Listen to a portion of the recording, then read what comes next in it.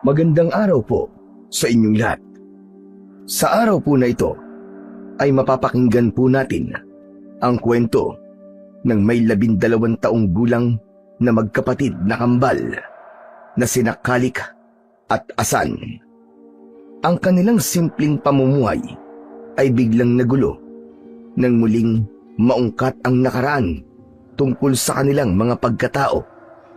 Dahil doon, ang pagtatanong nila kay Lolo Pilo ay nauwi sa malalim na pagtuklas tungkol sa pinagmulan ng kanilang mga pambihirang kakayahan. At kasabay ng unti-unting pagsibol ng kanilang mga kakayahan, ang paglitaw naman ng iba't ibang klase ng kampon ng kadiliman. Ano kaya ang lihim na matutuklasan nila tungkol sa kanilang pagkatao?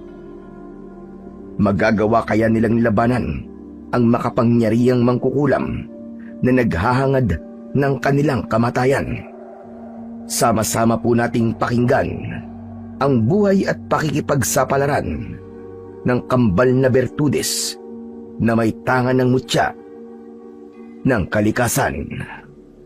Ngunit bago po ang lahat, mga idol, huwag po nating kalimutang mag-subscribe, mag-like, at i-hit ang notification bell sa aking mga YouTube channel na The Voice Addict at Apong Isaac para sa mas marami pang makapigil hininga na mga kwentong aswang at katatakutan mula sa mundo ng kababalaghan. Umpisahan na po natin ang kwento. Sa isang malawak na kagubatan sa baryo ng Asero, merong nagaganap na lagim na konti lamang ang nakakaalam. Talamak ang pamiminsala ng iba't ibang klase ng mga aswang. Lahat sila ay hindi maipaliwanag kung saan nagmumula. Basta ang alam ng mga ito ay pumatay ng mga babaeng buntis, dalaga at kahit sino. Basta matsyempuan nila sa daan, ay agad nilang nilalantakan at pinapatay.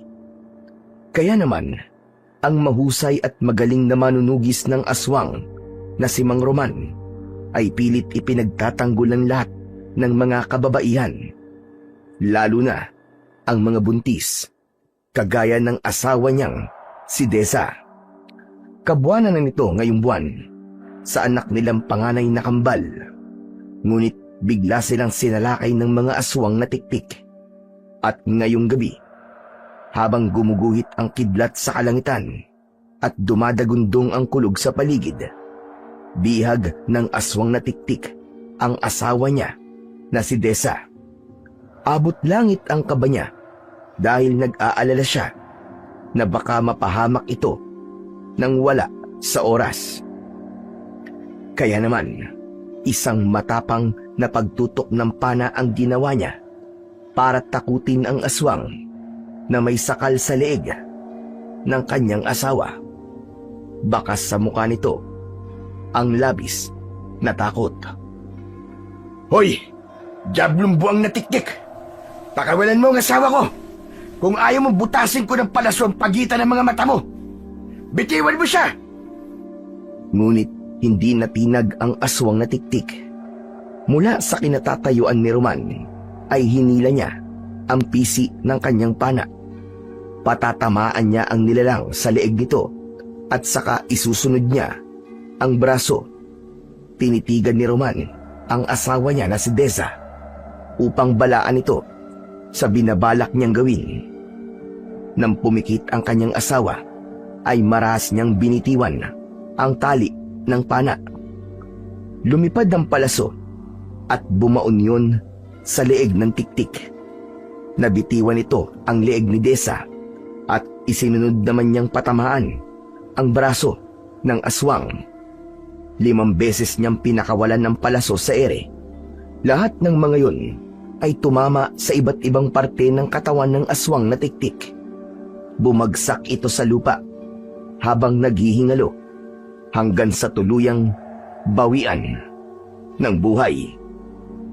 Takot na takot si Desa nang yumakap ito sa kanya habang ang tiktik naman ay nakahiga sa lupa.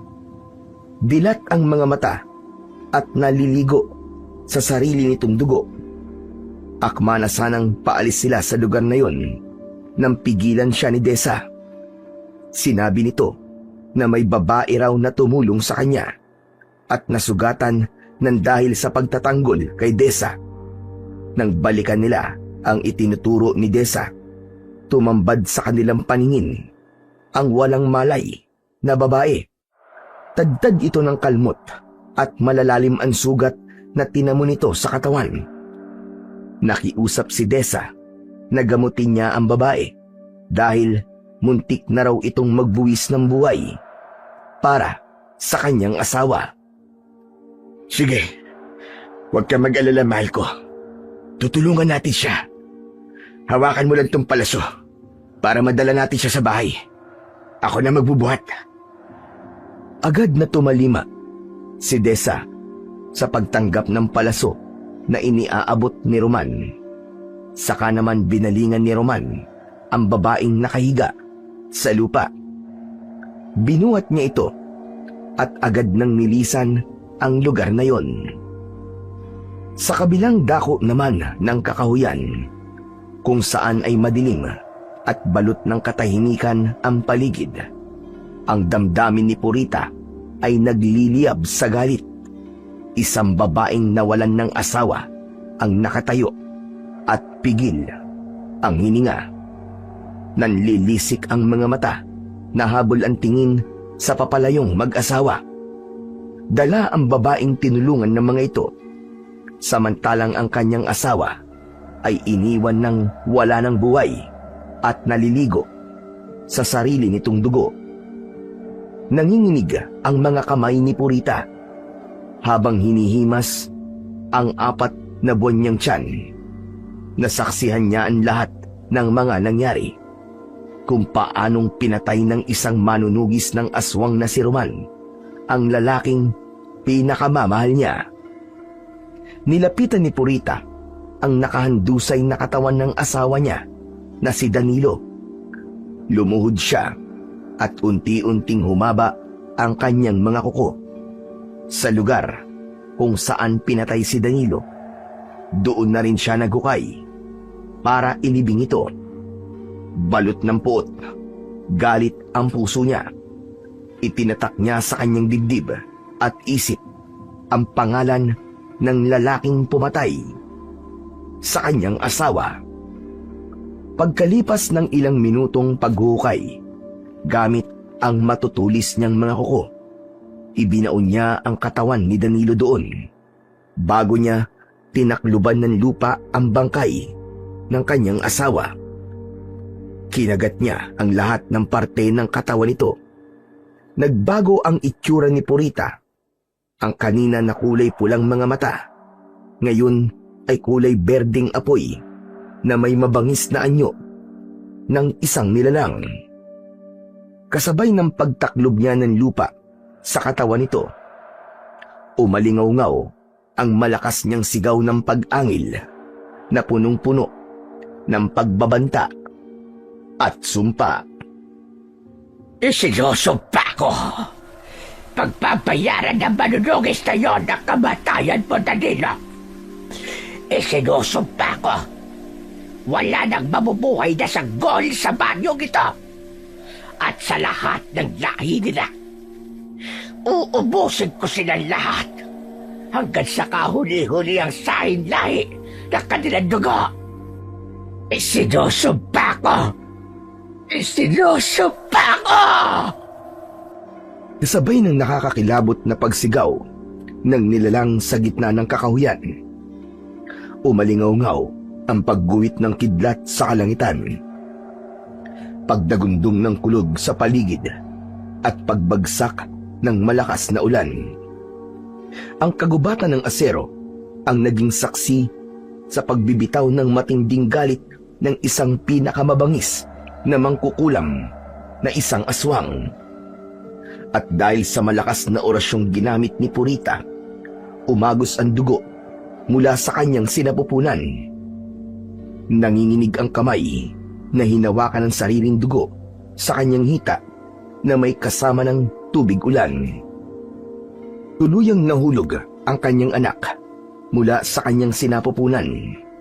Mas lalong umalingaw ang sigaw ng galit ng isang babaeng nawalan ng mahal sa buhay. Tila alulong ng asong nauulol na may kasamang kilabot ng usal ng orasyon na magbibigay ng bisa sa sumpang binitiwan ng isang naghihiganting nilalang. Samantala, sa kinaroroonan naman ng mag-asawang sina Desa at Roman, patuloy sila sa pagtakbo papalayo sa lugar na yon. Pareho silang napalingon sa hulihan ng kanilang daan nang tila may narinig silang nakakakilabot na pagsigaw. Subalit, binaliwala nila ang narinig dahil buhat ni Roman ang babaeng inililigtas nila habang ang kanilang daan ay patuloy sa panlalabo dahil sa biglang pagbuhos ng ulan kanina. Ipinagpatuloy nila ang pagtahak sa daan. Tanging ang kidlat na lamang ang nagsisilbi nilang tanglaw sa daan upang makabalik sa kanilang tahanan. Pagkalipas ng isang oras na paglakad at takbo, sa wakas ay narating na nila ang kinaroroonan ng kanilang kubo. Basa ang katawan ni Roman nang ibaba niya sa katre ang babaeng sugatan. Mabilis silang nagkuha ng mga tuyong damit at nilinisan ang katawan ng babae.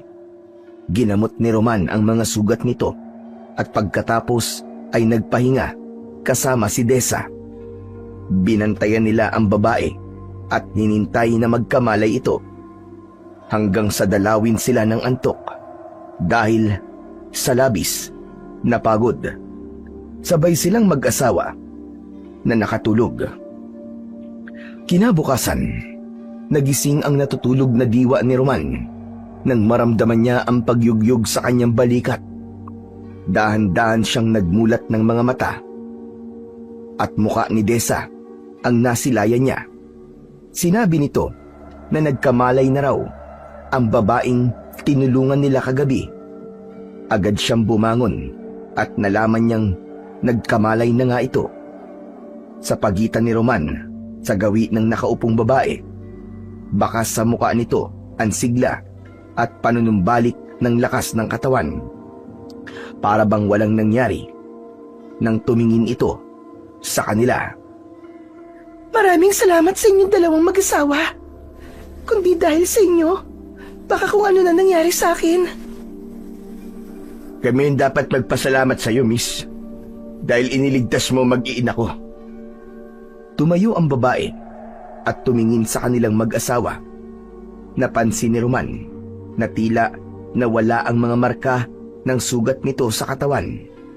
Maging si Desa ay nagulat din sa babaeng tinulungan nila. Maya-maya pa ay bigla itong nagsalita.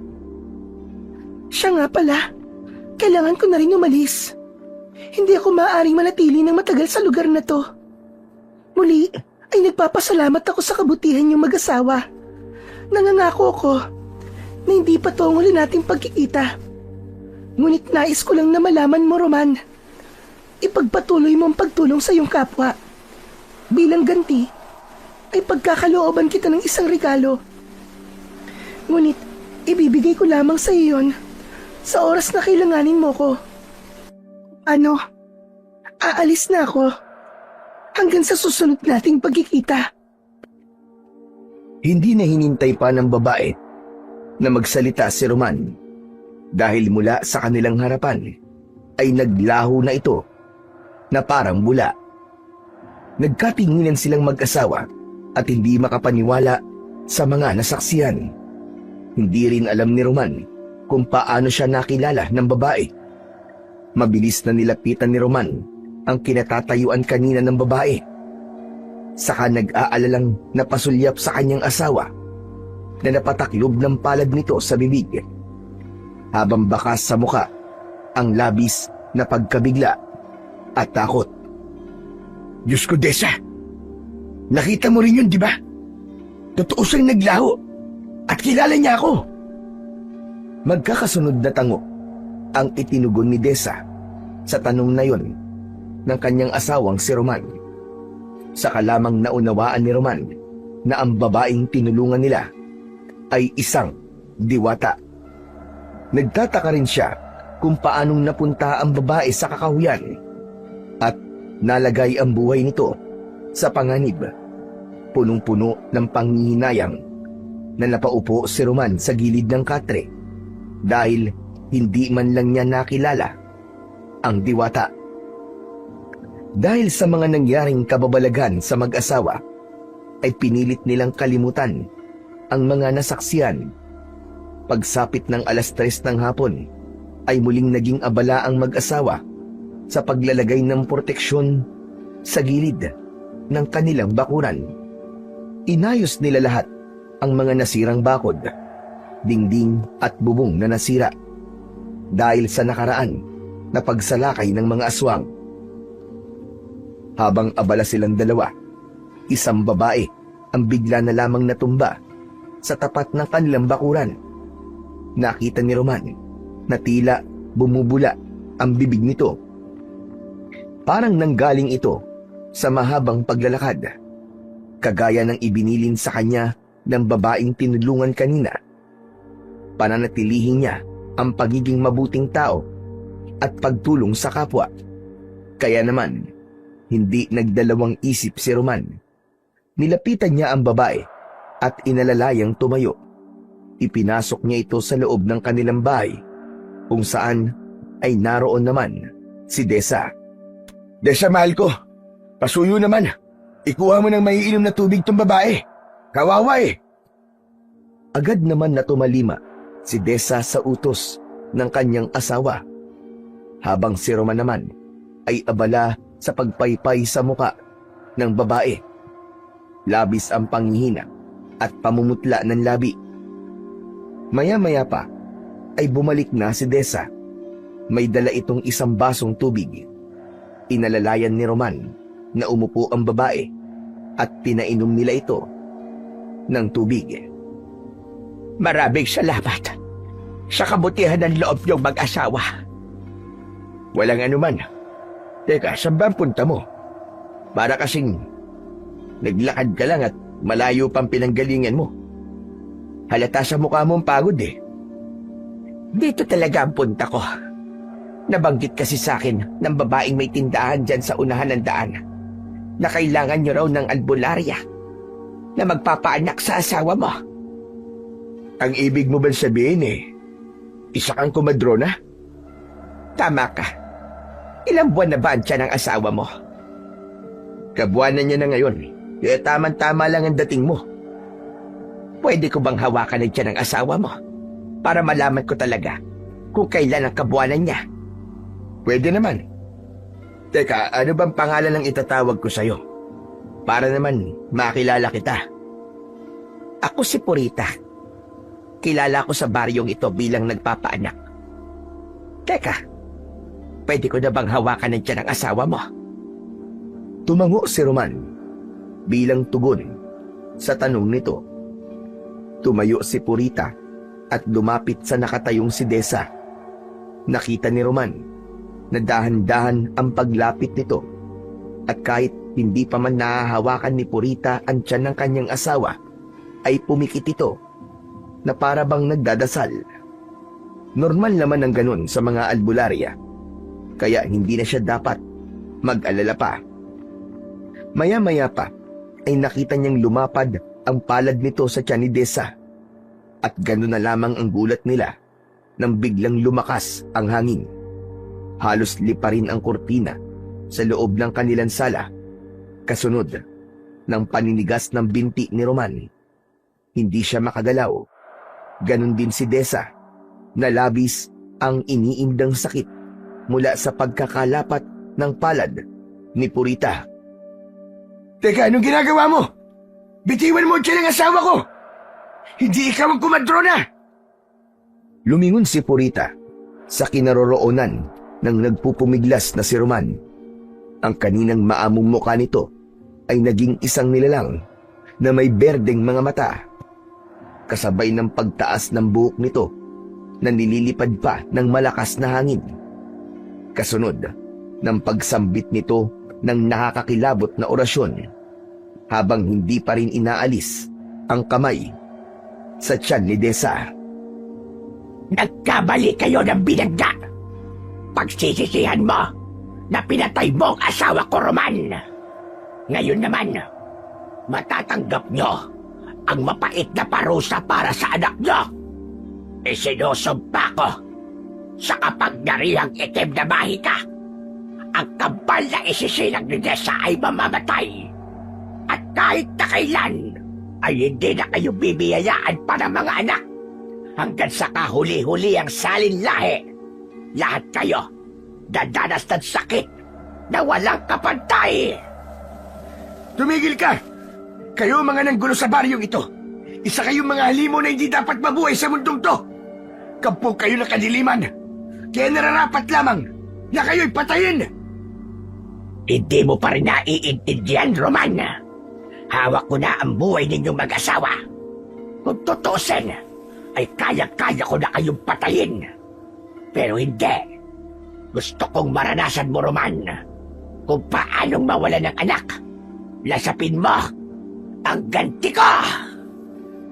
Kahit na anong pagpupumiglas ang gawin ni Roman, ay hindi siya makawala sa malakas na mahikang bumabalot sa kanyang katawan. Kitang-kita niya ang galit sa anyo ni Purita.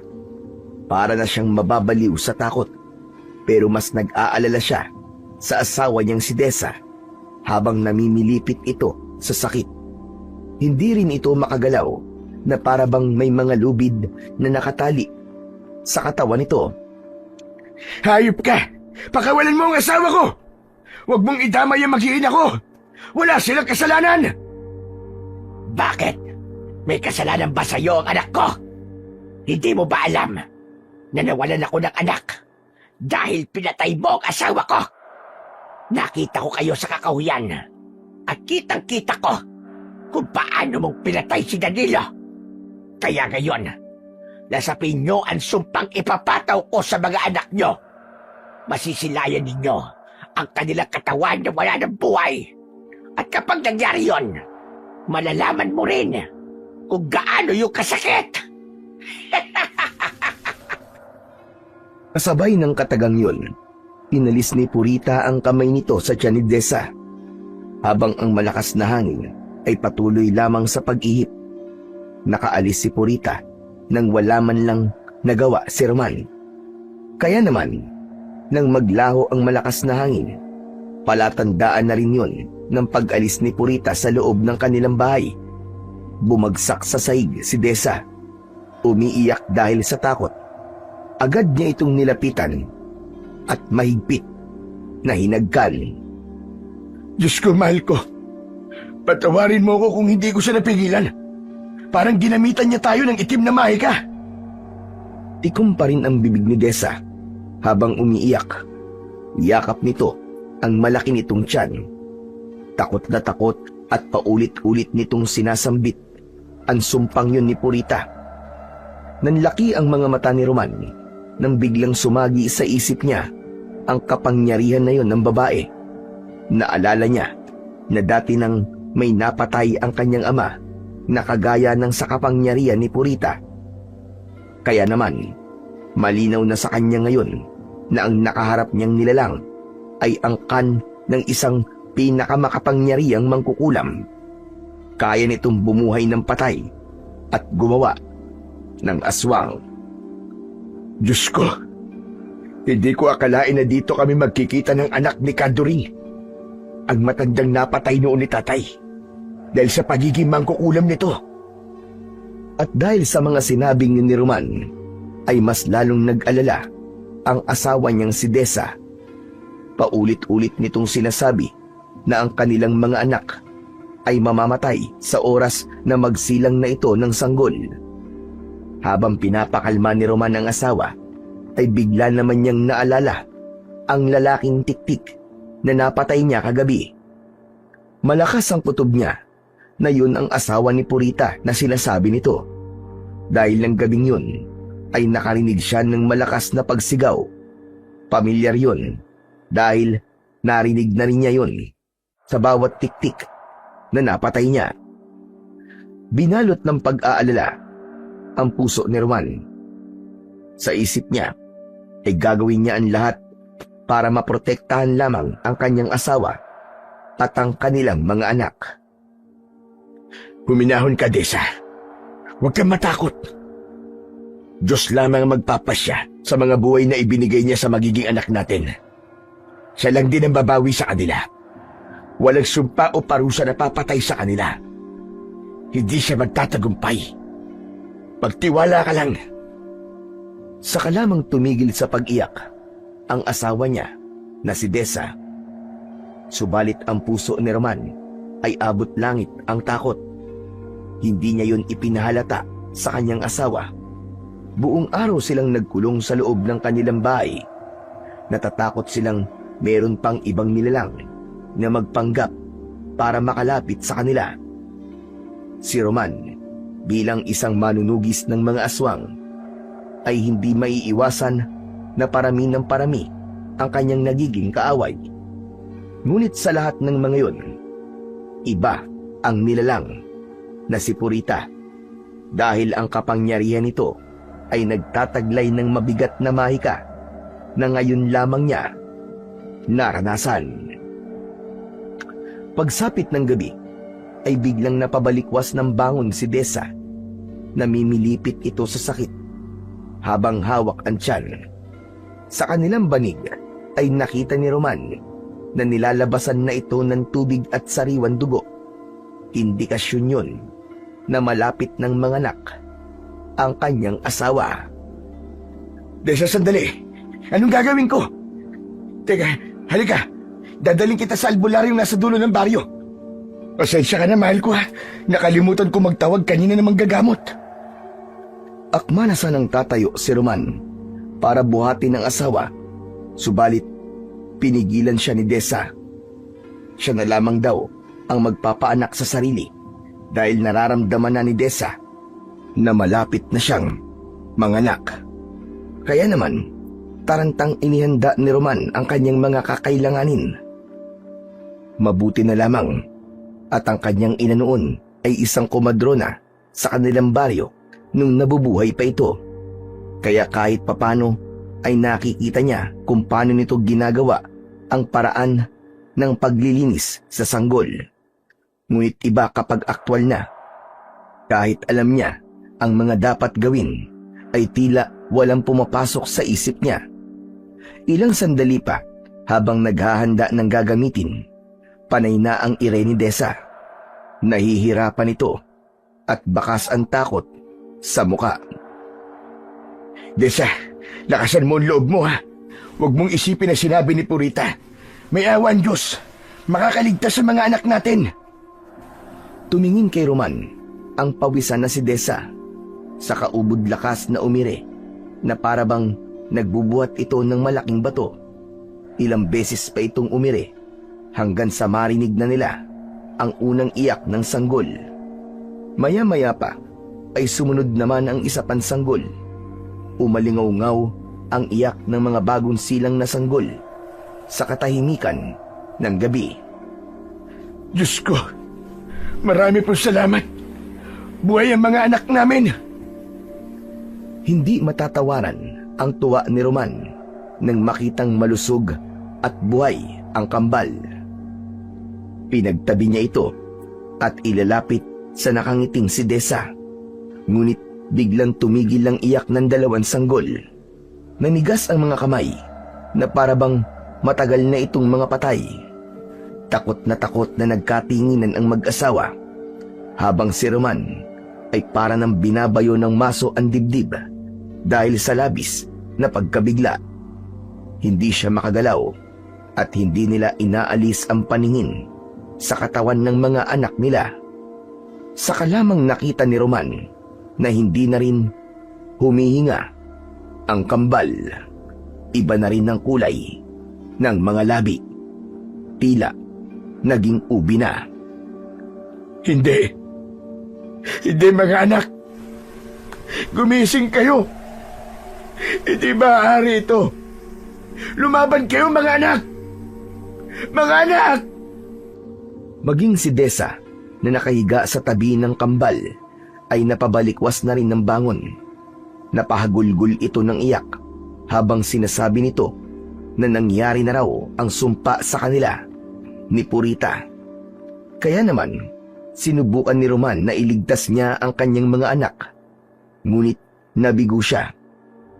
Wala ng pulso ang mga ito. Kasabay ng pagbagsak niya paupo sa katre, ang paghagulgul niya ng iyak. Sa isip niya ay nabigo siya at wala siyang kwentang ama. Hindi niya naprotektahan ang kanyang mga anak. Diyos ko! Ito pa po ba ang kapalit sa mga ginawa kong kabutihan sa mga tao? Saan ako nagkulang? Na iniligtas ko ang ibang tao, ngunit sarili kong mga anak ay hindi. Saan ako nagkulang?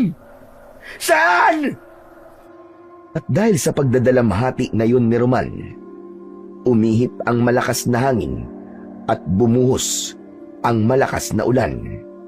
Nagulat silang mag-asawa sa pagbukas ng kanilang pintuan. Nagpakita si Purita. Masayang masaya ito habang matalim ang tingin sa wala ng buhay nilang mga anak. Sa wakas, nangyari na ang sumpa. Simula pa lang yan, Roman. Sa bawat batang mabubuo sa sinapupunan ng asawa mo, basta't may kinalaman sa dugo mo, Roman, lahat sila'y mamamatay. Isinusumpa ko. Isinusumpa ko sila. Hindi na napigilan ni Roman ang kanyang sarili. Dinampot niya ang pana at agad na tinutukan si Purita na nakatayo sa kanilang pintuan. Ngunit kagaya ng mga nangyari sa kanila ni Desa kanina, nanigas lamang ang buo niyang katawan. Tanging ang kanyang mga mata at bibig lang ang naigagalaw niya ng mga sandaling yun. Hayop ka! Hayop ka! Papatayin kita! Tila ng aasar na humalakhak pa si Purita sa kanilang harapan. Malaya itong nakakakilos habang hinahawakan ang kanyang mga anak. Sinisigurado nito kung patay na ba talaga ang kambal. Habang si Roman naman ay pakiramdam niya, sasabog na siya sa labis na galit. Ngunit hindi niya talaga maigalaw ang kanyang katawan. Kahit na anong gawin niya, malakas ang enerhiyang nakagapos sa buo nilang katawan ni Desa. Umagos ang masaganang luha sa kanyang mga mata. Ngunit mas ikinatuwa pa yun ng mangkukulam na aswang na si Purita. Ngayon, alam mo na ba kung gaano kasakit mawala ng mahal sa buhay, ha, Roman? Kung gaano kasakit mawala ng anak. Gusto mong pumatay, di ba? Ngunit wala kang magawa. Halimaw ka! Halimaw ka! Papatayin kitang demonyo ka!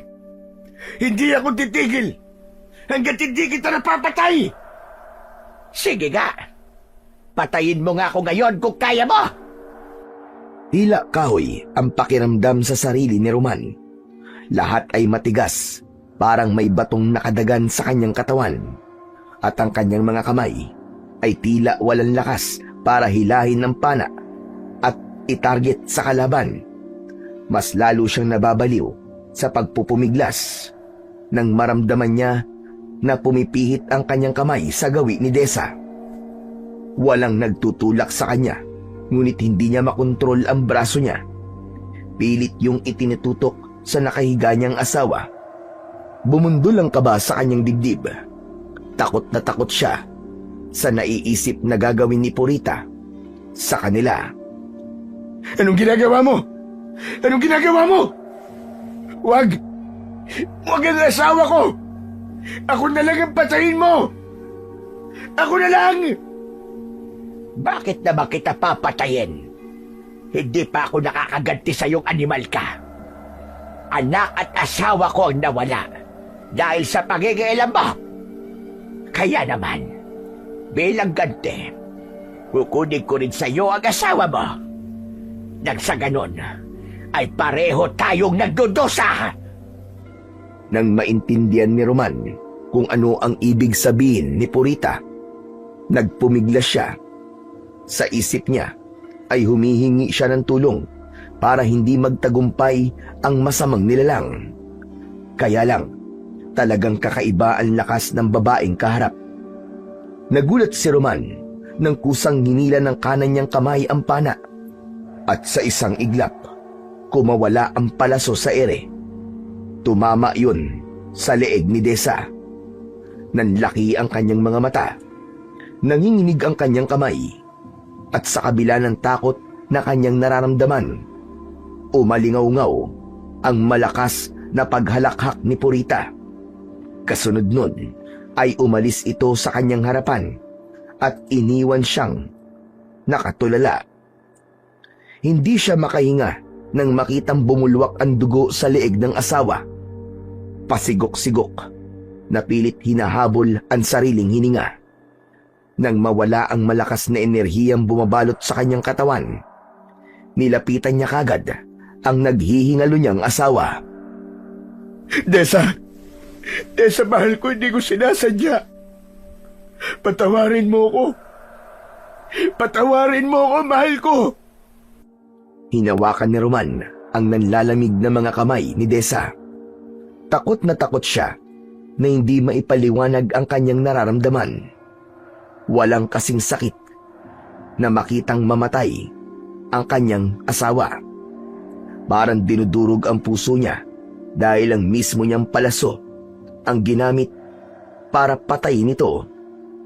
Nanginginig ang kanyang kamay habang hinahaplos ang muka ng kanyang asawa na may bahid ng dugo. Nanlalambot ang kanyang buong katawan habang pinagmamasdan nito. Hindi siya makapaniwala. Parang hindi totoo ang kanyang mga nakikita. Lalo na nang tawagin nito ang pangalan niya. Sa kabila ng paghihirap nito sa paghinga, ay sinabi nito na wala siyang kasalanan. Alam nito ang buong pangyayari. Isang kahilingan lamang ang sinabi nito, na ang gusto nito ay ilibing ang kanyang mga anak sa gitna ng kakawyan at si Desa naman ay itabi rin sa mga anak. Isang kahilingan na tuluyan ng nagpaguho sa mundo ni Roman. Huwag kang magsalita ng ganyan, Desa. Hihingi ako ng tulong. Kailangan mo madala sa ospital. Lumaban ka, Desa. Kaya mo yan. Bago humugot ng malalim na hininga si Desa, ay sinabi nitong mahal na mahal siya nito at huwag sisihin ang sarili sa mga nangyari sa kanila. Sinabi nito na huwag niyang pababayaan ang kanyang sarili. Kaya naman, mas lalong humigpit ang kapit niya sa kamay nito. Desa, hindi mo ko iiwan. Hindi ka pwedeng mamatay. Parang awa mo na, Desa. Lumaban ka, mahal ko. Desa! Pakiramdam ni Roman ay mababaliw siya. Lalo na nang ipikit na ni Desa ang mga mata nito. Hanggang sa kumawala ang kamay nito mula sa pagkakahawak sa kanya. Desa! Desa, Desa! Desa, wag! Desa! Desa! Umiyak habang sumisigaw si Roman. Kinakalog niya ang katawan ni Desa. Pilit niyang ginigising ang kanyang asawa. Pumatak ang mga luha sa kanyang mga mata at umaagos pababa sa kanyang pisngi. Hindi niya matignan ang anyo ng kanyang asawa. Ang babaeng pinakamamahal niya ay namatay sa pamamagitan ng kanyang mga kamay. Parang dinurog ang puso ni Roman. Parang nawalan ng saysay ang kanyang buhay. Hindi niya na alam kung saan siya kukuha ng lakas. Isang bagong damdamin ang umusbong sa kanyang dibdib. Ang galit.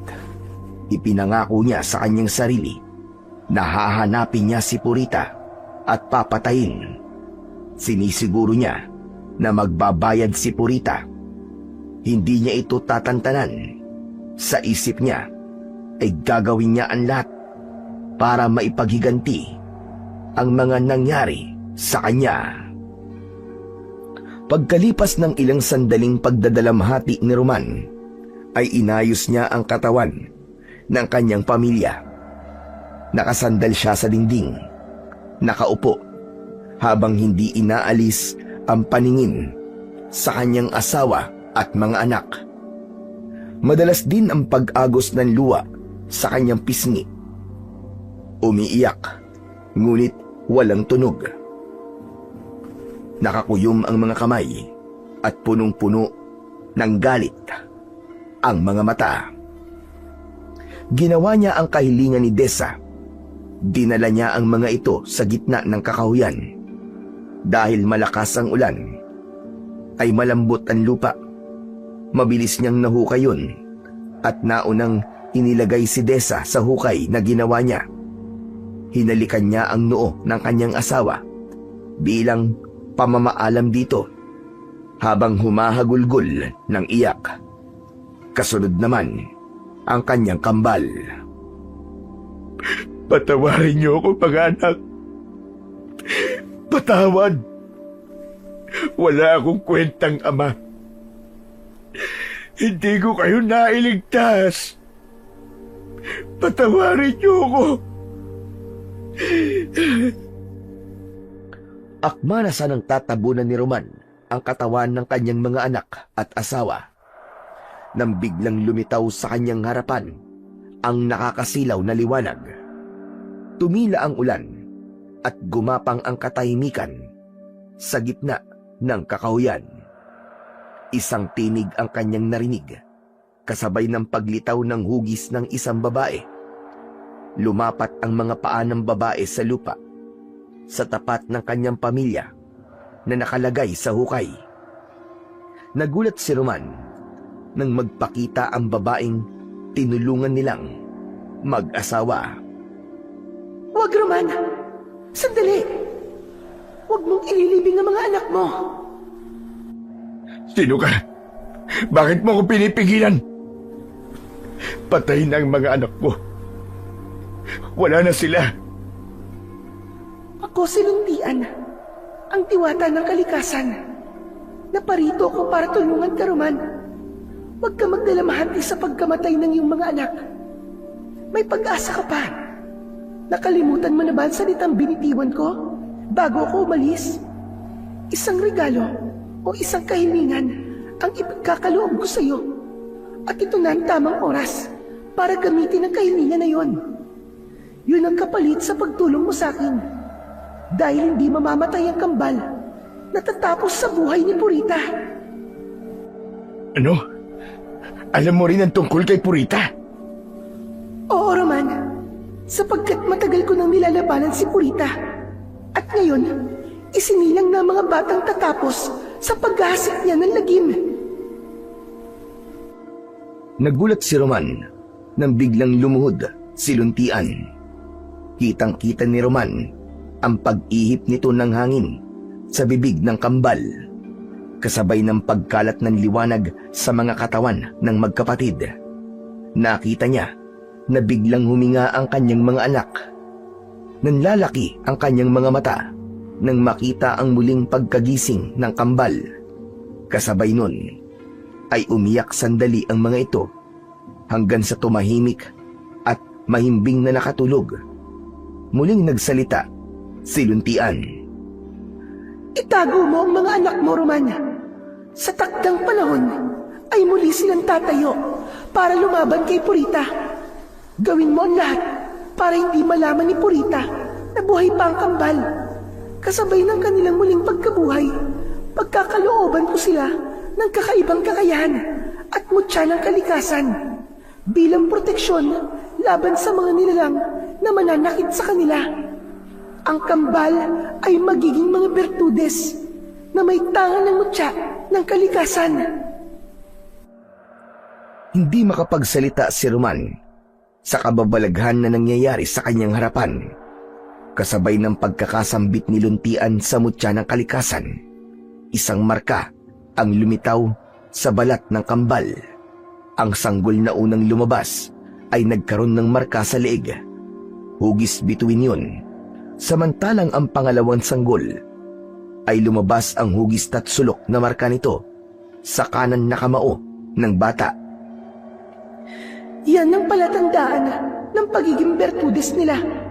Sa kanila ang kapangyarihang naiiba sa lahat, at kahit si Purita ay walang magagawa sa oras na dumating na ang takdang panahon. Itago mo sila at ihanap ng taong may mabuting puso na mag-aalaga sa kanila. At kahit na anong mangyari, wag na wag mo silang lalapitan. Diyos ko, bakit naman ganun? Buhay niya ang mga anak ko. Ngunit hindi ko naman sila maaaring lapitan at alagaan. Makakasama mo rin sila, Roman, sa oras na natapos na nila ang misyon. Hanggang dito na lang. Paalam na, kaibigan. Kasabay ng paglaho ng liwanag ay nawala na rin si Luntian. Si Diwatang Luntian ang tagapag-alaga ng kalikasan at espiritu ng mga puno, damo, ilog at hangin. Siya ang nagbibigay buhay sa mga halaman at umuukit ng malasakit sa kapaligiran, gaya ng pagdadala ng ulan, matapos ang tag-init at muling pagsibol ng mga nasunog na punong kahoy. Bagaman bihira siyang makita, nagiging malinaw ang kanyang anyo bilang isang magandang diwata sa mga taong may dalisay na puso at pagmamahal sa kalikasan.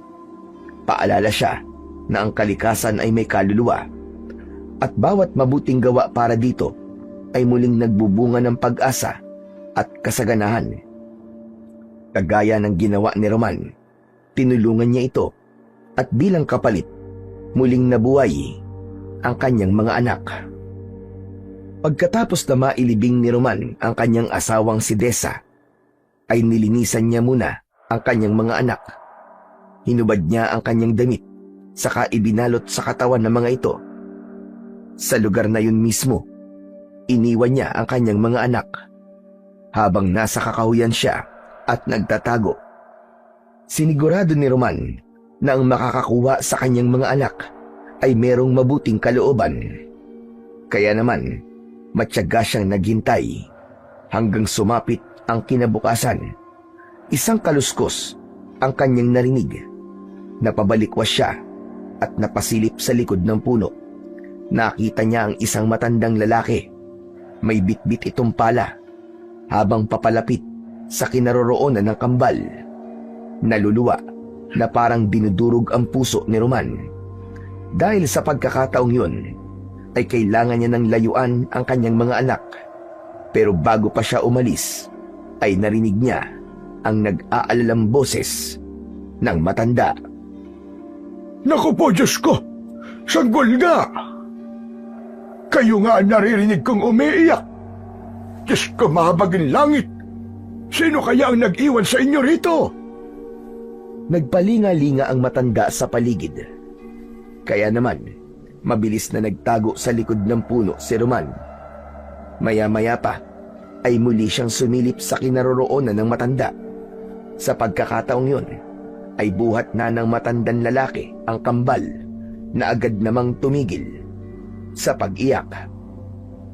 Diyos ko! Halatang bagong panganak lamang kayo dahil may pusod pa kayo. Paano ba ito? Binalot ng pag-aalala ang puso ni Mang Roman. Nang makitang hindi malaman ng matanda ang gagawin, ngunit alam niya na mabuti ang taong nakapulot sa kanyang mga anak dahil ang matandang nagkakarga sa kambal ay kilala niya mula ulo hanggang paa. Yun ay walang iba kundi si Tatay Pilo, isang mabait at mapagmahal na asawa at ama. Isa itong sepulturero. Pagkalipas ng ilang sandali, mabigat ang paa na nilisan ni Roman ang lugar na yun. Samantala, Hindi makapaniwala si Lolo Pilo sa mga batang napulot niya sa kakahuyan. Sa tingin niya ay kambal ang 2 batang nasa bisig niya. Dahil sabik sa anak, ay dinala niya ang mga ito sa kubo. Nasa gitna yun ng kakahuyan na malapit sa sementeryong pinagtatrabahuan niya. Ilang minuto lang ang nilakad niya para madala ang mga bata sa bahay niya. Walang makakakilala sa mga sanggol dahil dayo lamang din siya sa baryong yun. Kaya naman, pagkarating niya sa kanilang bahay, ay agad niyang ibinaba ang magkapatid. Nilisan niya ang mga yun at mabilis na nagpakulo ng sabaw ng sinaing. Yun muna ang pansamantalang gagamitin niya para ipainom sa mga bata. Kaya lang, bigla siyang natigilan nang tila kumislap ang mga balat ng mga ito sa leeg at kamao. Nanlalaki ang kanyang mga mata dahil batid niya ang tungkol sa ganong klaseng marka. Susantissima! Kambal na Bertudes! Isang biyaya ng kalikasan. O Diyos ko, anong klaseng pangitain ito? Saglit na napaisip si Lolo Pilo, ngunit mas nanaig ang kagustuhan niyang tuluyang alagaan ang kambal. At dahil sa kakahuyan niya nakuha ang mga ito, pinangalanan niya ang kambal na si Kalik at Asan. Kasunod ng pagsilay ng matamis nitong ngiti sa labi. Mabilis na lumipas ang 12 taon kung saan ay ganap ng mga bata ang kambal.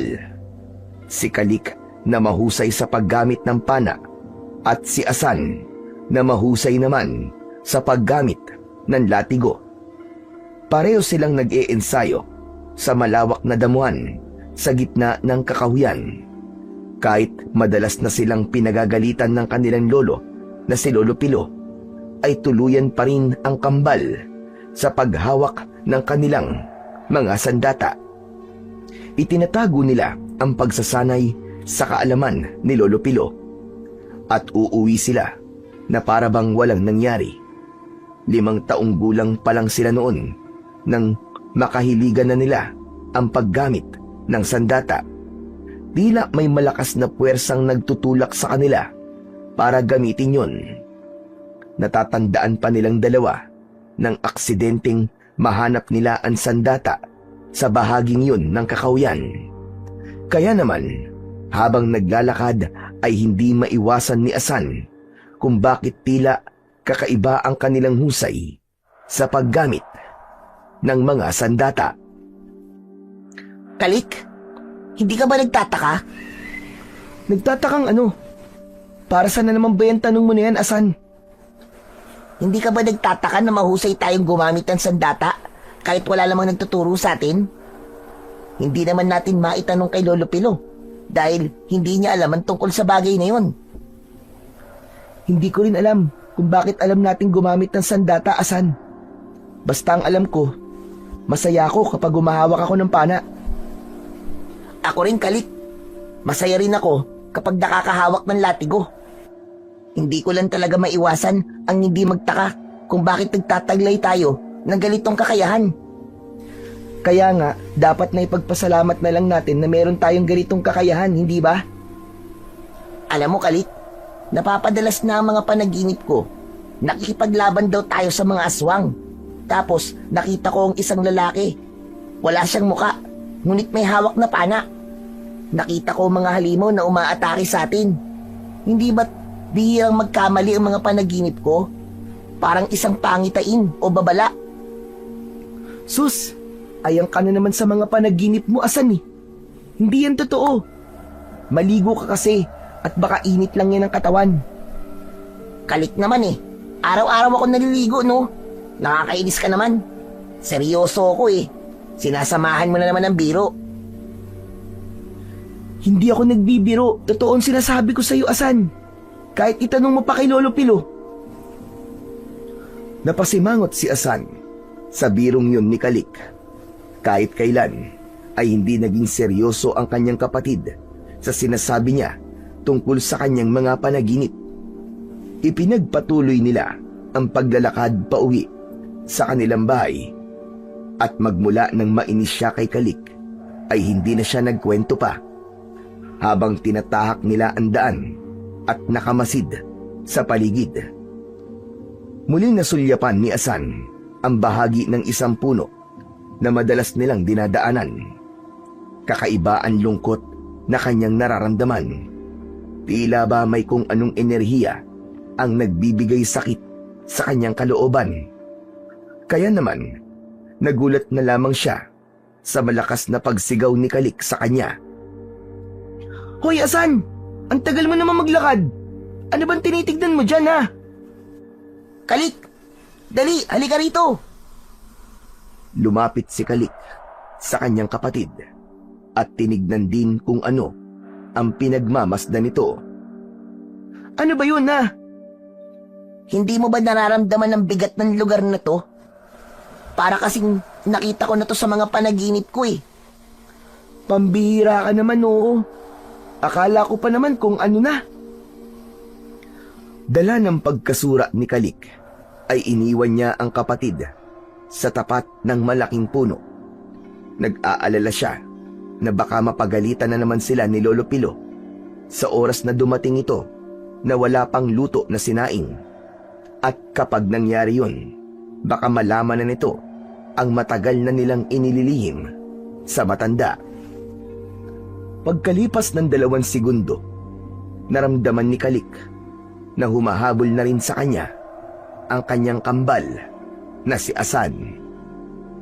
Pambihira ka naman, oo. Bakit mo naman ako iniwan? Akma na sanang magsasalita pa si Asan nang bigla silang nakarinig ng malakas na ungol mula sa kakahuyan. Kaya naman, ang nakatago niyang latigo sa bewang ay inilabas niya, habang si Kalik naman ay binitbit ang pana. Muling naulit ang sigaw, boses ng isang babaeng umiiyak. Tumigil sila sa paglalakad dahil nanggaling yun sa gitna ng kakahuyan. Naramdaman nilang dalawa ang kilabot mula sa daing at pag-iyak ng may-ari ng boses. Napakapit si Asan sa braso ni Kalik dahil sa takot. Kalik, tara na, umuwi na tayo. Diyos ko, baka mamaya may mga multo pala sa gubat na to. Tumigil ka nga, Asan. Nakakainis ka na, ha? Hindi multo ang narinig natin kanina, kundi iyak ng isang babae. Baka may nangyaring masama sa kanya. Ano? Huwag mong sabihin na lalapitan natin ang kakahuyan. Siyempre, paano natin malalaman kung ano nangyayari sa babae kung nakatayo lamang tayo rito? Ay naku, Kalik naman oh. Hindi na lang ako sasama sa'yo. Kung gusto mo, ikaw na lang ang pumunta ron. Ikaw ang bahala. Walang sisiyan kapag may nangyaring masama sa'yo rito, ha? Tila nang aasar ang ngiti sa labi ni Kalik. Kaya naman, wala nang nagawa si Asan kundi ang sumama sa kanyang kapatid.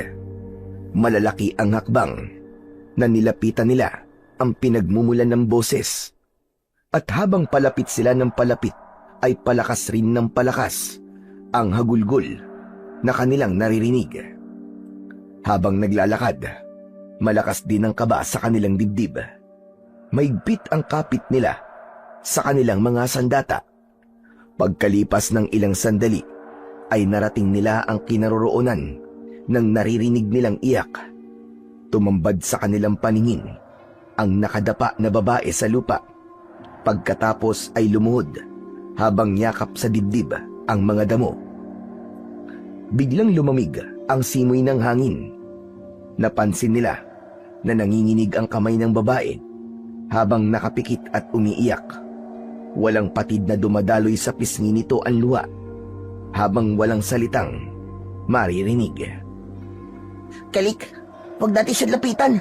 Natatakot ako eh. Para siyang papatay ng tao dahil sa galit. Ano ka ba naman, Asan? Napakaduwag mo talaga kahit kailan. Nakalimutan mo na ba?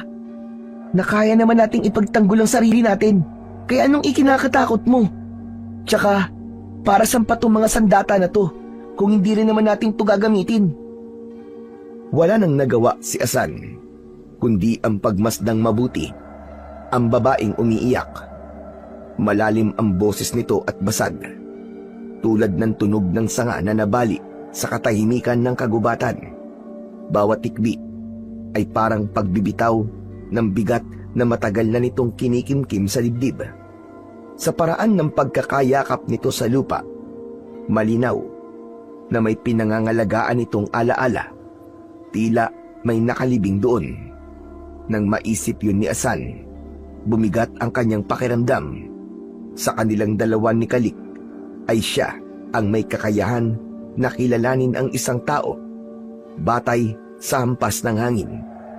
Ngunit sa pagkakataong yun ay parang naramdaman niya na kailangan niyang makilala ang babae. Parang nakaugnay ito sa matagal niya ng katanungan sa kanyang sarili. Akma na sanang lalapitan ng kambal ang babae, ngunit biglang lumakas ang ihip ng hangin. Pinaikutan sila na para bang pinipigilan silang lumapit sa babae.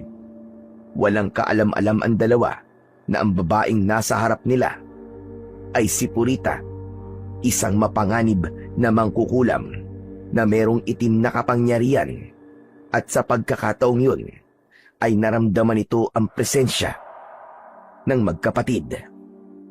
Mula naman sa kinatatayuan ng kambal ay seryoso silang nakatingin sa matandang babae. Tumayo ito at nagpunas ng luha sa pisngi at mga mata. Saka ito humarap sa kanila at walang bakas ng emosyon ang muka. Maya-maya pa ay nagsalita ito. Ano ginagawa niyo sa lugar na ito? Pasensya na po. Narinig po kasi namin kayong umiiyak. Kaya naman po, nilapitan ka po namin. Baka po kasi kailangan niyo ng tulong. Taga rito ba kayo? Ginagamit niyo ba siya datang yan? Hindi po. Laruan lang po namin to. Tsaka, dyan lang po kami nakatira. Sa kakawiyan na malapit sa simenteryo.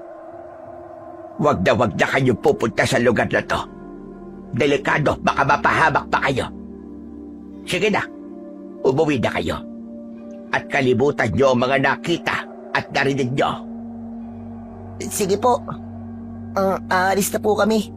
Pasensya na po at ginambala namin ang pag-iyak nyo. Pero sana naman po, malampasan nyo po ang pagsubok na kinakaharap nyo. Hindi ko malalampasan ang pagsubok hanggat hindi ko pa napapatay ang taong pumatay sa pamilya ko. Parehong natigilan ang magkapatid sa sinabing yun ng matandang babae. Bumundol ang kaba sa kanilang dibdib at bumigat ang kanilang pakiramdam sa babaeng kaharap nila. Nalaman nila na si Purita ang babaeng yun dahil ito mismo ang nagpakilala sa kanila. Sakto, nalalapit ito sa kanila ay dumating naman ang isang usa. Tila kakaiba ang mga mata ng usa na bigla sila nitong kinausap. Wag kayong lalapit sa kanya. Merong kakayahan ang magkapatid na maintindihan kung ano ang ibig sabihin ng mga hayop sa kanilang paligid. Kaya naman, nagkatinginan ang kambal nang maintindihan nila kung ano ang ibig sabihin ng usa. At kasabay ng mga katagang yun, pareho silang magkapatid na nakaramdam ng pananakit ng kanilang marka. Si Kalik ay kumirot ang kanyang leeg, samantalang si Asan naman ay sa kanyang kamoo. Binalot ng takot ang kambal, ngunit hindi sila nagpahalata sa kaharap. At dahil nalalagay sila sa alanganing sitwasyon, lumabas ang maraming hayop sa lugar na yon. Labis na nagtaka si Purita sa kakaibang ikinikilos ng mga hayop sa paligid nito. Kaya naman, minabuti nitong umalis na lamang nang hindi nag-iiwan ng salita sa magkapatid. Pagkalipas ng ilang minuto, ay naglaho si Purita sa madilim na bahagi ng kakawyan. Gulat na gulat naman si Asan sa nangyaring pananakit ng kanilang marka. Kalik, bakit kaya sumakit na naman ang marka natin, no? Ano kaya ang ibig sabihin nun? Abay malay ko, pareho naman tayong walang alam, di ba? Baka naman si Lolo Pilo, alam niya kung bakit sumasakit ang marka natin. Nako, magagalit lang yun. Pero, naalala ko si Aling Purita. Sino kaya siya, no? Bakit kaya kakaiba ang nararamdaman natin sa kanya? Tsaka di ba, binalaan tayo ng usa kanina? O di ba? Alam mo na ngayon na may katotohanan ng mga sinasabi ko. Kung natatandaan mo, sinabi ko sa iyo kanina na huwag na natin lapitan si Aling Purita. Pero ang tigas ng ulo mo eh. Huwag na nga tayong magsisihan, Asan. Ang mabuti pa umuwi na lamang tayo nang maitago na natin ang sandatang to. Ipinagpatuloy ni Nakalik at Asan ang paglalakad papalayo sa lugar na yon, habang sa kabilang gilid ng kakawyan ay nakatayo si Purita. Pinagmamasdan ang dalawang bata. Nang mga sandaling yon ay naramdaman niya ang kakaibang enerhiya mula sa mga ito. Bukod pa ron ay napansin niya ang lahat ng mga hayop na lumapit sa magkapatid, na tila ba pinoprotektahan ng mga ito ang dalawang batang lalaki. Biglang sumagi sa isip ni Purita na madali lamang niya malalaman kung anong uri ng mga nilalang ang dalawang bata. Magpapadala siya ng mga aswang na tiktik para masigurado kung tama ba ang kanyang hinala.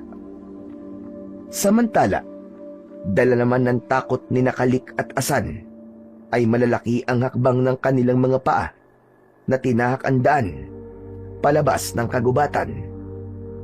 Habang ang mga hayop na biglang lumitaw sa kanilang harapan ay tila inihatid pa sila ng tanaw. Nakahinga lamang sila ng maluwag nang matanaw nila ang bubong ng kanilang bahay. Halos magmadali sila sa pagpasok sa loob ng kanilang tahanan. Pagpasok nila sa loob ay kanya-kanya sila ng upo sa bangko na gawa sa kawayan. Habol ang hininga na bakas ang pag-aalala sa muka. Si Asan ang unang bumasag sa katahimikan. Talagang nagtataka na ako, Kalik. Ano ba talaga ang nangyayari sa atin? Hindi pa ba natin to sasabihin kay Lolo Pilo? Kung sasabihin natin kay Lolo Pilo, may magbabago ba? Mag-aalala lamang si Lolo. Kaya mas makabubuti kung hindi na lamang natin sasabihin sa kanya ang tungkol sa nangyari kanina. Ano bang pinag-uusapan yung dalawa, ha, mga apo? Kapwa nagulat ang magkapatid sa biglang pagdating ni Lolo Pilo sa kanilang tabi. Humihingal ito habang buhat ang pala na nakapatong sa balikat nito. Nagpalipat-lipat ang tingin nito sa kanila, at sa pagkakataong yun, si Asan ang biglang kinabahan. Ano ang kanina ko pag naririnig na hindi nyo masabi-sabi sa akin? Oh, ano? Bakit hindi kayo makapagsalita? Kasi po Teka, ako na lang ang magsasabi kay Lolo Pilo, Kalik. Kailangan na talagang malaman ni Lolo Pilo ang mga nangyayari sa atin. Ano kanyo? Bakit? Ano ba yun? Sabihin nyo nga. Habang nagsasalita si Lolo Pilo, ay ibinaba nito ang pala sa likod ng pintuan. Ngunit bakas sa mukha ng matanda na tila ba mabigat din ang nararamdaman nito. Napansin ni Asan na nagbago rin ang tono ng pananalita ng matanda nang malaman ito na meron silang gustong sabihin. Lolo Pilo, kasi itong mga nakaraang araw po, nakakaranas po kami ni Kalik ng mga kakaibang pakiramdam. Lalo na po tungkol sa mga marka sa balat namin. Tapos kanina po, bigla po namin naintindihan ang iniisip ng mga hayop. Para po ba namin silang naririnig? Tapos yung hangin, para bang sumusunod sa nararamdaman namin. Lolo Pilo, gusto po sana naming malaman kung ano ba talaga ang nangyayari sa amin. Kung nasaan na ang mga magulang namin at kung bakit nangyayari to sa amin. Sa dami ng tanong ni Asan, walang masagot si Lolo Pilo ni isa, kundi ang pagbakas ng takot sa anyo nito. Kaya naman, napatayo si Kalik at ito naman ang nagsalita. Teka, sa reaksyon niyo na po yan, Lolo Pilo. Meron kayong tinatago sa amin ng kapatid ko. Hindi agad sumagot si Lolo Pilo. Sa halip ay lumapit ito sa magkapatid at naupo sa bangko na nasa gitna ni Kalik at Asan. Isang malalim na buntong hininga ang pinakawalan ng matanda. Bago ito, nagsalita. Mukhang hinihingi na ng pagkakataon para ipagtapat sa inyo ang buong katotohanan. Hindi ko kayo totoong mga apo at wala akong alam tungkol sa mga magulang nyo. Alam ko na kakaiba kayo sa lahat at batay sa mga markang nakita ko sa mga katawan nyo, nalaman ko na kayo mga batang isinilang bilang mga Bertudes. Saglit na huminto si Lolo Pilo dahil kapwa natigilan ang magkapatid. Hindi sila makapaniwala sa kanilang narinig mula sa kanilang lolo. Si Asan, nalungkot siya sa nalaman, ngunit alam niya na walang kasalanan ang matanda. Ganon din si Kalik. Tahimik itong nakatingin sa matanda, naghihintay sa iba pang sasabihin ni Lolo Pilo. Napulot ko kayong dalawa sa gitna ng kakauyan, duguan at bago lamang kayong silang ng mga sandaling yon. May pusod pa nga kayo. Natitiyak ko na merong dahilan kung bakit kayo iniwan sa lugar na yon. At naintindihan ko ang lahat nang makita ang marka nyo sa katawan. Ibig sabihin nun, nanganganib ang buhay nyo sa kamay ng mga aswang. Kung ganun po, meron po talagang kakaiba sa aming pagkatao. Kung hindi niyo po nakilala ang mga magulang namin, Lolo, bakit po kaya tila kakaiba ang kakayahan namin? Bukod po sa pagiging Bertudes, nagtataglay rin po kami ng kapangyarihan ng 4 na kalikasan. Sa bagay na yan, ay hindi ko kayo masasagot. Dahil konti lang ang nalalaman ko tungkol sa inyo. Ginawa ko ang lahat para maalagaan kayo ng maayos. Ngunit malaya rin kayo na magpasya. Kung hahanapin niyo ang mga magulang niyo at hahayaan ko kayong umalis para alamin kung sino ba talaga kayo. Tila may garalgal sa tono ng boses ni Lolo Pilo. Kaya naman, parang may kutsilyong bumaon sa dibdib ni Asan nang marinig niya ang sinabi ng matanda. Alam niya na ganun din ang nararamdaman ni Kalik. Ilang saglit pa ay muling nagsalita si Lolo Pilo. Nabanggit niyo kanina na nasa kakahuyan kayo at may nangyaring hindi maganda sa gubat. Ano ang ginagawa niyo sa lugar na yon? Dahil sa tanong ni Lolo Pilo, tuluyan na nga nilang inamin sa matanda ang tungkol sa totoong dahilan kung bakit sila nasa lugar na yon. Ilang sandaling katahimikan ang nangibabaw habang si Kalik ay nanatili lamang na nakatayo. Sa isip niya ay umusbong ang labis na galit. Masama ang kanyang loob sa mga magulang na nang-iwan sa kanila. Kahit na kailan ay hindi niya matatanggap na nagawa silang itapon ng kanilang mga magulang. May dahilan man o wala, basta nararamdaman niya na nagagalit siya sa kanyang mga natuklasan. Walang imik na umalis sa sala si Kalik at tahimik itong pumasok sa loob ng silid nilang magkapatid. Naiwan sina Asan at Lolo Pilo na nagkakatinginan dahil sa naging reaksyon na yon ni Kalik. Silang kambal ay magkaiba ng ugali. Si Asan na tahimik at maunawain, samantalang si Kalik naman ay mainitin ang ulo. Yun ang dahilan kung bakit mas madalas na napapasunod nito ang apoy kesa sa hangin. Isang malalim na buntong hininga ang pinakawalan ni Lolo Pilo. Bago ito, nagsalita. Alam ko na darating ang oras na ito na kayong dalawang magkapatid ay mapapalayo sa akin. Sana ay malaman ninyo na minahal ko kayo, na para kung isang tunay na apo. Pasensya na po kayo, Lolo. Huwag na po muna nating pilitin si Kalik na maintindihan ng lahat. Kahit naman po ko nagulat din sa mga natuklasan ko eh. Alam nyo ba na matagal ko nang alam na kakaiba kayo? Pati na ang lihim na pagpuslit ninyo papunta sa kakauyan para sa pag-iensayo nyo ng armas. Lahat ng mga yun ay alam ko. Sa katunayan, ako ang nagbigay sa inyo ng latigo at pana. Sa akin ang mga sandatang yan, madalas ko yung ginagamit noon bilang isang manunugis ng aswang. Subalit tinalikuran ko ang pagiging manunugis ng aswang. Magmula ng kamuhian ako ng sarili kong anak. Hindi ko na iligtas ang asawa ko at sinisi ako ng anak ko dahil sa pangyayaring yon. Kaya nagpakalayo-layo ako at dito ako napadpad sa gitnang kakauyan. Magkahalong awa at gulat ang naramdaman ni Asan nang marinig ang kwentong yun ni Lolo Pilo. At alam niya rin na narinig yun ng kanyang kapatid dahil dingding lang naman ang pagitan ng sala at ng kanilang silid.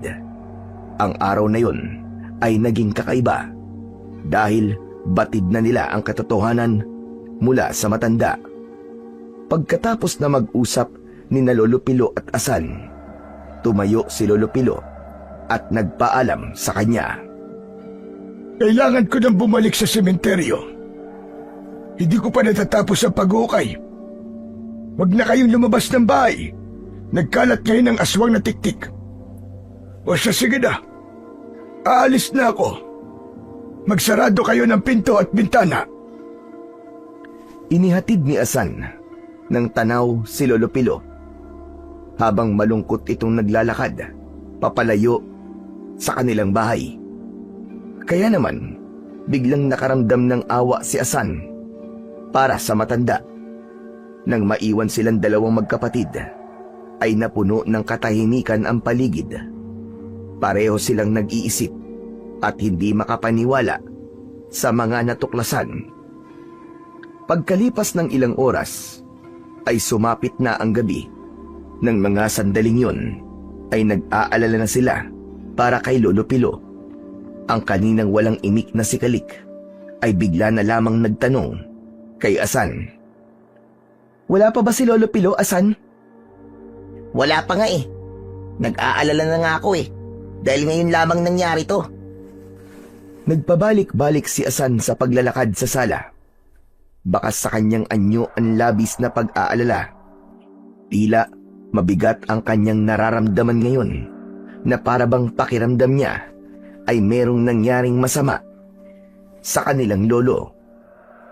Ano kaya kung sunduin na natin si Lolo Pilo, Kalik? Nag-aalala na talaga ako sa kanya eh. Pero gabi na, at alam mo naman na madadaan tayo sa kakauyan. Baka mapahamak tayo dun. Yung pa naman ang ibinili niya kanina, di ba? Pero paano naman kung si Lolo Pilo pa lang napapahamak na, Kalik? Maghihintay na lang ba tayo rito?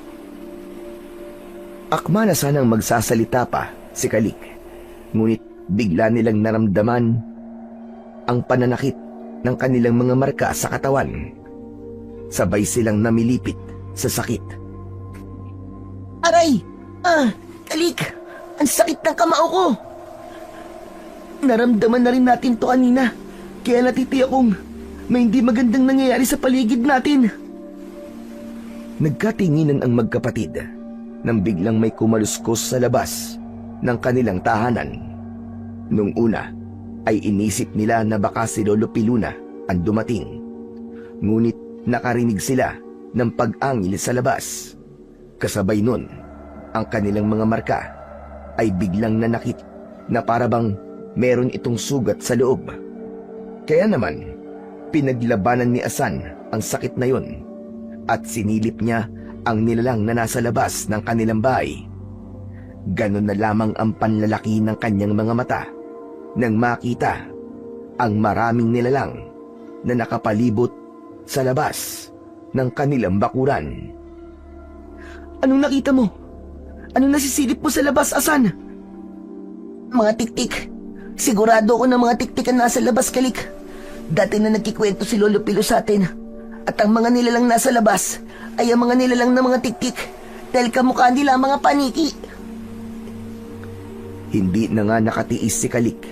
Sumilip na rin ito sa labas. Ganun na lang din ang pangihilakbot nito nang makita ang mga nilalang na nakangising nakatingin sa kanilang bahay na tila ba lampasan ang kanilang paningin. May isang tiktik silang nakikita na nakatayo lang na para bang naghihintay ng tamang pagkakataon para umatake. Ang tiktik ay isang uri ng aswang na nag-aanyong ordinaryong tao sa araw, ngunit nagiging nakakatakot na halimaw pagsapit ng gabi.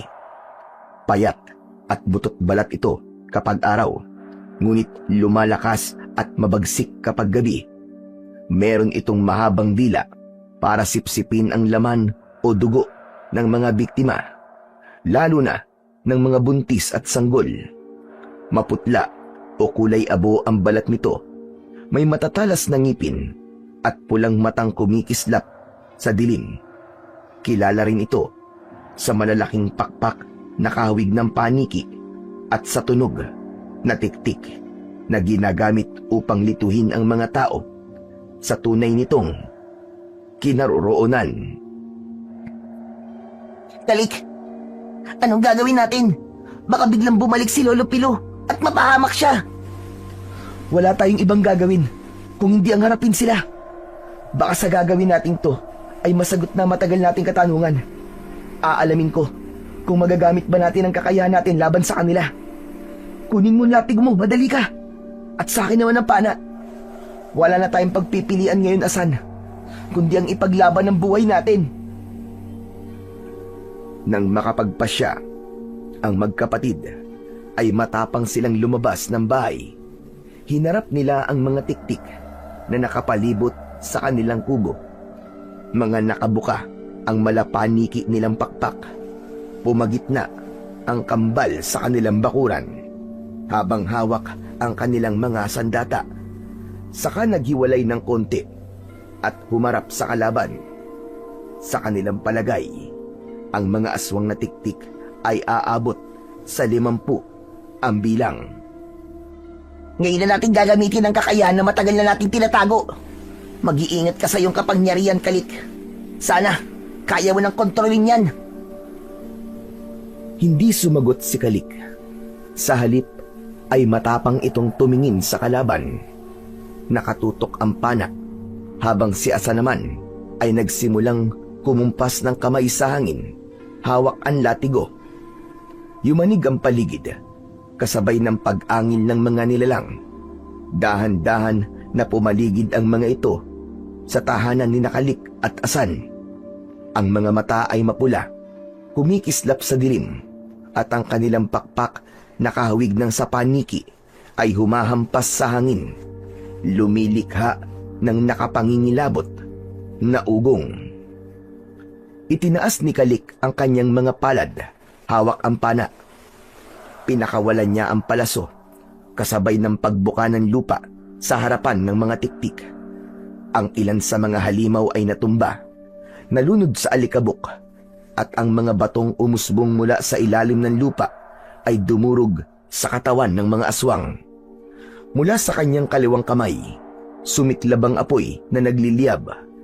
Pumalot yun sa talim ng palaso. Bawat tamaan ay pumuputok ang katawan at nasusunog. Nilamon na naglalagablab na apoy ang mga tiktik na nagtatangkang sumugod sa kanilang kinaroroonan. Ang mga sigaw ng mga nilalang ay naglaho sa amoy ng nasusunog na pakpak ng mga ito. Ano? Lalaban pa ba kayo? Hindi na kayo makakatakas! Mga demonyo kayo! Galit na wika ni Kalik habang pinagmamasdan ang mga tiktik na nag-aapoy ang mga katawan. Samantala si Asa naman ang umatake sa mga tiktik na nagtatangkang tumakas. Sa isang kumpas ng kanyang kamay, hawak ang latigo. Humagupit sa mga ito ang malakas na hangin at ibinalik ang mga aswang sa kanilang bakuran. Bawat ikot ay may tumatamang malakas na hangin sa mga ito. Ang kamao na may markang tatsulok ay nagliwanag. Rumagasa ang malakas na tubig. Malasibat yun na bumutas sa mga pakpak ng mga ito at sinundan naman ng malakas na hangin na tuluyang pumatay sa mga aswang. Kalik! Sa bubong ng bahay natin, merong natitira na tiktik! Pagsamahin natin ang ating kapangyarihan, Asan. Patayin natin silang lahat! Nagtagpo ang apoy at lupa ni Kalik, habang si Asa naman ay hangin at tubig. Nabuo ang malabulang apoy na tila ipo-ipo ang puwersa. Tumama yun sa katawan ng mga nilalang na nasa bubong. Nadamay ang kanilang bahay sa sunog. Ang iba naman na hindi nadamay sa pagsabog ay isa-isang bumagsak, nahulog sa bumukas na bitak ng lupa. Sa loob ng ilang sandali, ang dating marahas na pag-atake ng mga aswang na tiktik ay nawala. Ang lupa ay muling nagsara at ang bakura nila ay muling bumalik sa katahimikan. Sa ilalim ng liwanag ng buwan, huminga ng malalim sina Kalik at Asan. Hindi sila makapaniwala na nagtataglay sila ng ganun na kapangyarihan. Dismayado na naupo sa lupa sina Asan at Kalik habang pinapanood ang nasusunog nilang tahanan. Lagot na! Nasira ang bahay natin, Kalik! Paano natin ipapaliwanag to kay Lolo Pilo? Sa ngayon, ay hindi na ako nag-iisip ng tungkol sa bahay ni Lolo Pilo. Dahil mauunawaan naman niya tayo eh. Ang hindi ko maintindihan ay kung bakit bigla tayong sinugod ng mga halimaw na yun. Napatayo si Asan at tangka na sanang magsasalita. Ngunit nagulat sila sa pagdating ng babaeng una nilang nakita sa kakahuyan. Mabangis ang anyo nito at galit na nakatitig sa kanila. Bumundol ang kaba sa kanilang dibdib na hindi inaalis ang paningin sa babaeng si Purita. Biglang may malamig na simoy ng hangin ang dumampi sa kanilang balat. Kasunod ng naglalagablab na kulay itim na usok na bumalot sa kanilang katawan. Isang hindi maipaliwanag na puwersa ang pumipigil sa kanilang katawan. Nanigasyon at kahit anong pagpupumiglas na gawin nila, para silang naging estatwa na walang buhay. Tanging ang mga mata at bibig lang nila ang nakikilos nila. Alam nila na hindi nila magagamit ang kanilang kapangyarihan kapag sila ay nasa ganong kalagayan. Nagulat na lamang sila nang dumapo sa kanilang pisngi ang malakas na sampal mula kay Aling Purita. Ang buong akala ko ay patay na kayong magkapatid. Sinasabi ko na dapat, unang kita ko pa lang sa inyo. Alam ko na kayo ang kabal na isinumpa ko. Anong pinagsasabi mo? Malakas na napahalakhak ng tawa si Aling Purita. Humakbang ito papalapit kay Asan. Mabilis rin ang tibok ng kanilang mga puso dahil hindi nila nauunawaan ang mga nangyayari. Ang walang hiya yung ama na si Romana. Itinago niya sa akin ang tungkol sa inyo. Hindi kayo totoong namatay.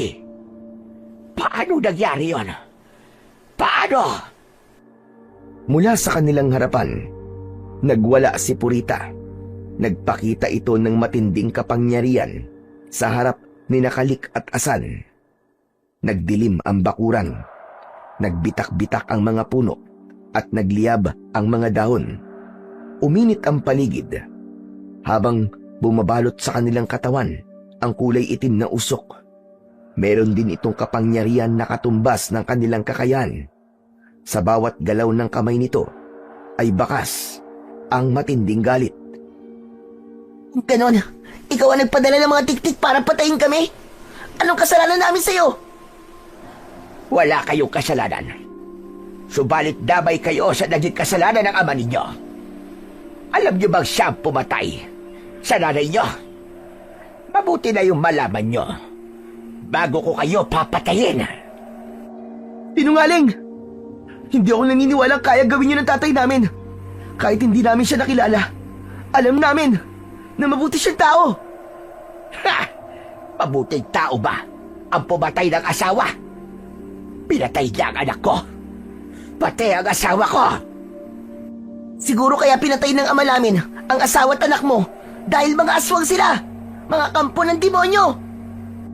Dahil sa sinabing yun ni Asan, ay bigla siya nitong sinakal. Naramdaman niya ang pag-angat ng kanyang paa sa lupa. Unti-unting nawalan ng hininga si Asan habang dumidilim ang kanyang paningin. Ang mga ingay sa paligid ay naglaho. Napalitan ng katahimikan at bumigat ang kanyang katawan. Sa gitna ng takot at galit na nararamdaman, nasilayan niya sa mga mata ni Purita ang matinding galit at walang awang kapangyarihan ng isang mangkukulam. Pakawalan mo ang kapatid ko, hayop ka! Alam mong wala kaming kasalanan. Pakawalan mo kami! May kasalanan man kayo o wala? Wala akong dahilan para buhayin pa kayo. Ang dugong nananalaytay sa inyong mga ugat, yun ang naging kasalanan ninyo. Hindi ko hahayaan na mabuhay pa kayong muli. Habang nararamdaman ni Asan ang sakit ng pagkakasakal sa kanyang leeg, isang palaso ang mabilis na lumipad at tumama sa kamay ni Purita. Isang matinis na sigaw ng sakit ang kumawala mula sa bibig nito. Otomatikong nabitiwan nito si Asan. Kumawala ang malamig na usok na bumalot sa kamay nito habang namimilipit sa sakit. Dumaloy ang dugo mula sa braso paagos sa palad. Ang mga mata nito ay nanlaki at kumukurap-kurap. Tila hindi makapaniwala sa nangyari. Sa kabila ng pagkabigla nilang lahat, isang tinig ang umalingaw-ngaw mula sa dilim. Lumitaw si Roman. Hawak ang pana na may isa pang nakahandang palaso. Ang mga mata ay naglalagablab sa determinasyon para iligtas ang mga anak. Gulat na gulat si Aling Purita nang makita si Mang Roman. Layuan mo mga anak ko, diablong buwang ka! Kung ayaw mong butasin ko ng palaso ang pagmumukha mo! Bakit hindi mo ako patayin? Kagaya ng ginawa mo kay Desa na asawa mo. Alam mong hindi ko pinatay si Desa. Ginamitan mo ko ng mahikahayop ka. Kaya nangyari yun. Dahil sa pagkakaroon ng sugat ni Purita sa kamay, ay naglaho rin ang mahikang bumabalot sa kambal. Akma na sanang gagamitin ng magkapatid ang kanilang kapangyarihan nang biglang pinakawalan ni Roman ang maraming palaso. Tumama yun sa katawan ni Aling Purita. Ngunit hindi pa man ito lubos na napapatay. Bumaba ang isang malaking halimaw at dinagit si Aling Purita. Inilayo ito sa kanila at inilipad sa malayo. Sinubukan ni Asan na pigilan ng kapangyarihan niyang hangin ang mga ito. Subalit, tuluyan na itong nakalayo. Sa kabila ng mga nangyari, naiwan na nakatayo si Mang Roman sa unahan ng dalawang magkapatid. Dahan-dahan itong humarap sa kambal, habang ang mga mata ay mapula dahil sa mga luhang napakatagal na naipon. Nanginginig ang labi ni Mang Roman na hindi mapigilan ang pagpatak ng mga luha. Mga anak, ang kambal ko. Ako ang tatay nyo. Ako si Roman. Kumislap ang mga mata ng magkapatid at ang kanilang mga puso ay kumabog ng mabilis, para bang naburaan lahat ng hirap at panganib na pinagdaanan nila. Pati ang sama ng loob na naiwan sa kanilang dibdib, naglaho rin at napalitan ng pananabik. Habang lumalapit si Mang Roman, nanginginig ang kanyang mga kamay. Halong pananabik at panghihinayang ang bumalot sa kanyang muka. Ang malamig na gabi ay tila uminit sa bigat ng kanilang pagkikita. Nang mag-abot ang kanilang mga paningin, sumiklab ang isang matinding damdamin. Tuwa ng pag-ibig ng isang ama ang naghari ng mga sandaling yun.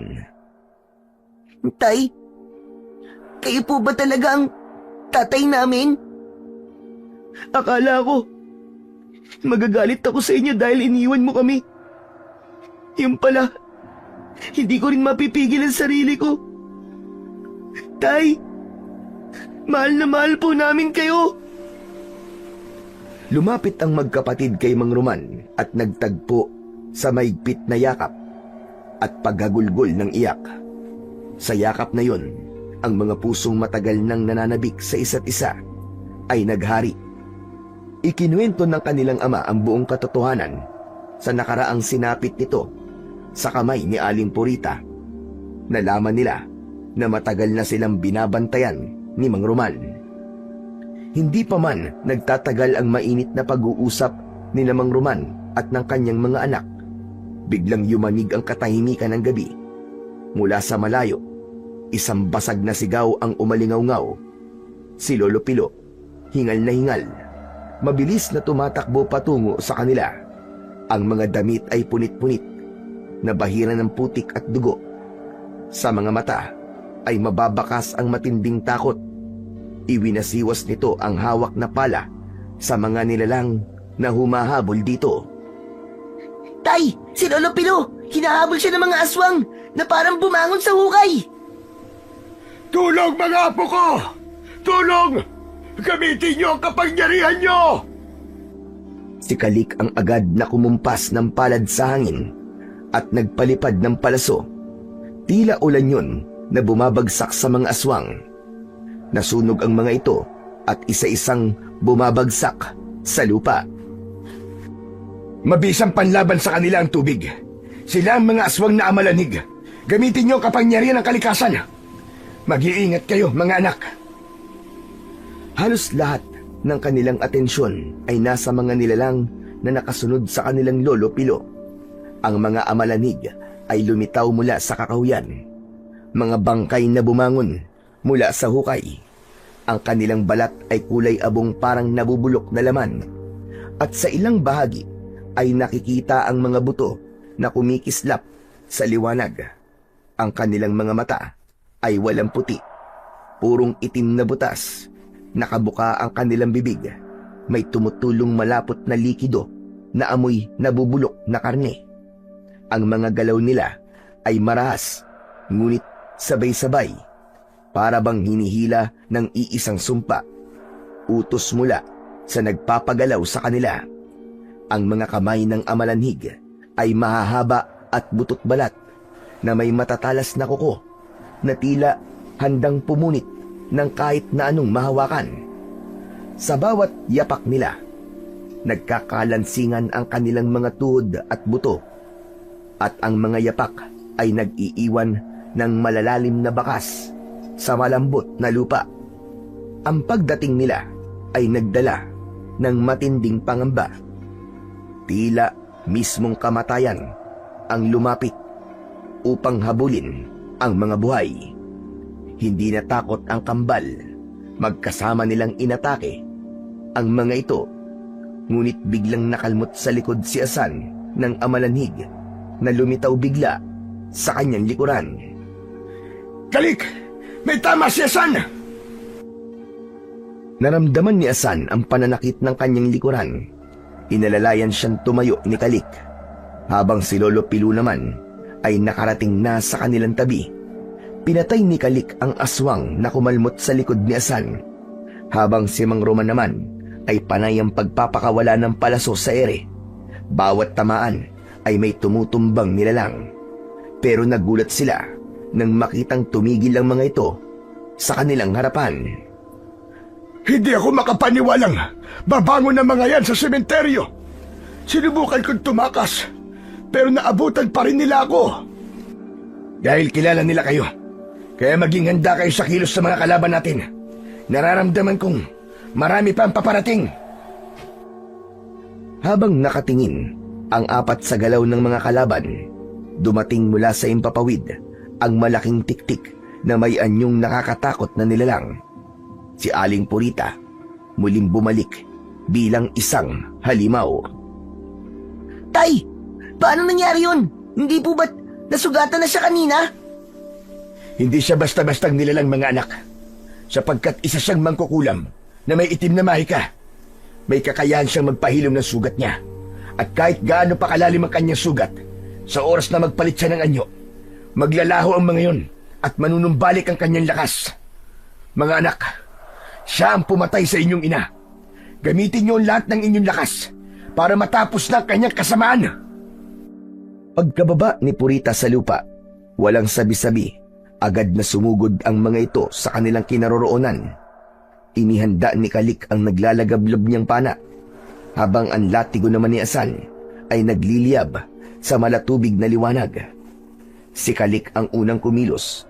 Ipinatong niya ang kanyang mga palad sa lupa. At mula roon, sumiklab ang naglalagablab na apoy. Nilalamon ang mga amalanig sa unang hanay. Pagkatapos ay iniangat niya muli ang kanyang kamay. At sa isang iglap, nagbitak-bitak ang lupa. Bumuka ang malalalim na siwang kung saan nahulog at naglaho ang ilan sa mga halimaw. Ang kanilang mga hiyaw ay umalingaw-ngaw mula sa kailaliman. Samantala si Asan ay humugot ng lakas mula sa latigo. Sa isang malakas na kumpas ng kanyang mga braso, bumuo siya ng malaalo na tubig na parang dagat na bumalot sa mga amalanig na sumusugod sa kanila. Sinundan niya ito ng isang malakas na buhawi ng hangin na pumunit sa katawan ng mga ito. Habang ang latigo ay tila kidlat na sumunog sa mga ito, lahat ng yun ay nagawang maiwasan ni Purita. Paano kayo nagkaroon ng ganyang kalakas na kapangyarihan? Huwag mo nang alamin, dahil mamamatay ka na rin, Purita! Dahil sa sinabi ni Mang Roman, inatake siya ni Purita, ngunit hindi rin nagpatinag si Mang Roman. Sa matalim na tingin at tiyak na galaw, iniangat niya ang kanyang pana at sa bawat bitaw ng palaso, tumama ang mga yon sa ulo ng mga amalanig. Bawat iwas naman ni Purita sa palaso, ang tinatamaan naman ay ang mga alagad nito, habang si Lolo Pilu naman ay nakipaglaban na rin gamit ang hawak niyang pala. Ngunit sa gitna ng kanilang tagumpay, biglang bumigat ang paligid. Isang hindi maipaliwanag na puwersa ang dumagan sa kanilang mga katawan.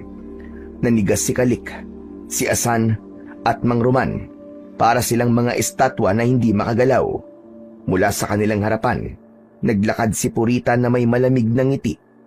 Isa-isa silang sinuntok sa muka at bawat tama ay may kasamang nakamamatay na puwersa ng itim na mahika. Bumulagta sila sa lupa, hindi makalaban, habang sa kanilang mga tenga ay umalingaw-ngaw ang halakhak ni Aling Purita. Isang patunay na hindi pa tapos ang laban. Malakas si Aling Purita at ramdam yun ng batang si Asan. Ang buong akala niyo siguro ay ganun lang ako kadaling matalo. Hindi ako susugod dito kung alam kong talo ako. Umalingaw-ngaw ang sigaw nito at ikinumpas ang mga kamay. Tila inuutusan ang mga nakahandusay na mga amalanig. Mula sa kanilang harapan, nakita nila ang pagbangon ng mga nilalang na napabagsak lamang nila kanina. Muling tumayo ang mga amalanig, pasugod sa kanilang kinaroroonan, habang ang mga aswang na tiktik ay muling umatake na tila sumulpot mula sa kung saan. Si Asan na hindi nagpatinag, tumingin siya kay Kalik. Tila nagkaintindihan ang magkapatid. Ginamit nila ang mutya ng kalikasan habang nakahiga. Naghawak ang mga kamay. Nilabanan nila ang mahika na pumipigil sa kanila. Mula sa kanilang mga marka ay lumitaw ang pinagsamang kapangyarihan ng mutya ng kalikasan. Isang malaipo-ipong pagbuo ng puwersa ang ginawa ng kambal. Lumiwanag ang kanilang katawan at sa unang pagragasa ng kanilang kapangyarihan, tinamaan ang nakalutang sa hangin na si Aling Purita. Nawala ang paninigas ng katawan ng magkapatid.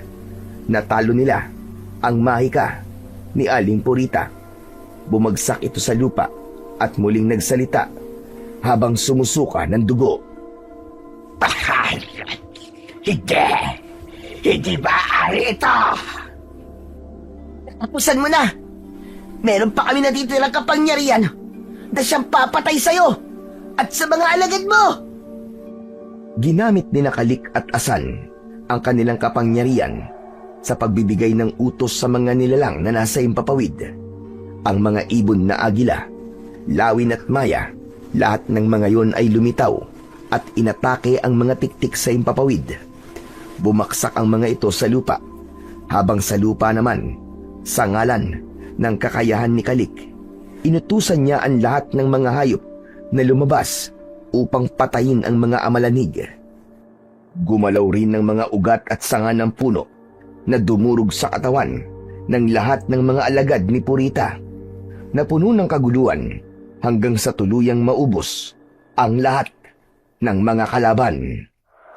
Si Purita naman tumayo siya at ginamit ang itim na mahika sa kambal, ngunit wala na yung bisa, habang ang dalawa naman ay inipon ng lahat ng lakas upang mabuo ang malabolang pinagsamang kapangyarihan ng 4 na elemento ng kalikasan, at ubod lakas nila yung pinatama sa nakatayong si Purita. Mula sa kanilang harapan ay sumabog ang katawan nito, nagliyab na parabang kwitis hanggang sa maging abo. Nanghihinang napaluhod ang magkapatid. Hindi nila akalain na matatalo nila ang malakas na kapangyarihan ni Purita. Maya-maya pa ay narinig nila ang boses ni Lolo Pilo. Mga apo, ngayong nandito na ang tatay nyo, maaari na kayong sumama sa kanya. Magkasabay na napalingon ang kambal sa gawi ni Lolo Pilo. Malungkot na mga ito at bakas ang mga luha sa mga mata. Parang pinipiga ang puso ni Asan nang makita ang reaksyon ni Lolo Pilo. Hindi po namin kayo iiwan, Lolo Pilo. Bakit po, Lolo Pilo? Ayaw niyo na po ba sa amin? Mahal ko kayo at masakit sa loob ko na mapahiwalay sa inyo. Pero si Roman ang tunay niyong pamilya. Kaya't sige na, sumama na kayo sa kanya. Tay, talaga po bang seryoso kayo? Ni magpapaiwan kayo rito? Kalimutan na po natin ang nakaraan. Nagkamali po ko. Hindi kita dapat sinisi sa pagkamatay ni nanay. Nagulat ang magkapatid sa mga sinabi ni Mang Roman. Nagpalipat-lipat ang kanilang tingin na para bang hindi sila makapaniwalang tinawag na tatay ni Mang Roman si Lolo Pilo. Lolo, akala ko po ba hindi nyo kami totoong apo? Pasensya na kayo. Hindi ko naman kasi alam na kayo pala ang anak ni Roman. Ngayon ko lang din nalaman nang makita ko siya rito. Tay, alam niyo po ba kung bakit kami nandito ng asawa ko? Dahil hinanap ka namin. Patawarin niyo po ko. Kaya nga po sa inyo ko iniwan ang mga anak ko. Nawala ang kanilang alalahanin nang magkayakap ang mag-ama at magpatawaran sa isa't isa. Pagkalipas ng ilang sandali, ay nagpakita si Diwatang Luntian. Balot ito ng liwanag sa katawan. Binabati ko kayo sa tagumpay, lalong-lalo na sa inyong magkapatid, Kalik at Asan. Pinatunayan nyo na hindi mananalo ang kasamaan laban sa puwersa ng kabutihan. Mga anak, siya si Diwatang Luntian ang nagbigay sa inyo ng mutya ng kalikasan. Kung hindi dahil sa kanya, ay hindi mawawakasan ang kasamaan ni Purita. Isang matamis na ngiti ang sumilay sa labi ng magandang diwata. Binalot ng liwanag ang buo nitong katawan at sa isang iglap ay nag-anyong usa ito. Gulat na gulat sina Kalik at Asan dahil nakilala nila ang usa na nasa harapan nila. Nakita nila ito sa kakahuyan na pumigil sa kanila para lapitan si Purita. Kaya naman napangiti ang magkapatid Dahil yun ang iwaga ng mundo. Pagkatapos magpasalamat, ay umalis na si Diwatang Luntian. Pagkatapos nun, ay umuwi na sila sa kanilang bahay at bumalik sa dating baryo ng kanilang ama. Kapag sikat ng araw kinabukasan, muling nabalot ng liwanag ang kagubatan at alam nilang nagsimula na ang isang bagong yugto ng kanilang buhay. Mas matatag, mas matapang at handang harapin ng anumang unos na darating sa kanilang mga buhay. Ang kwentong inyong napakinggan ay larawan ng isang pagmamahal at pagkakaisa. Kahit gaano kalakas ang kadiliman, laging mananaig ang kabutihan laban sa puwersa ng kasamaan. Pinatunayan din na ang labis na paghihiganti sa kapwa ay magdudulot lamang ng kapahamakan at paggawa ng kasalanan.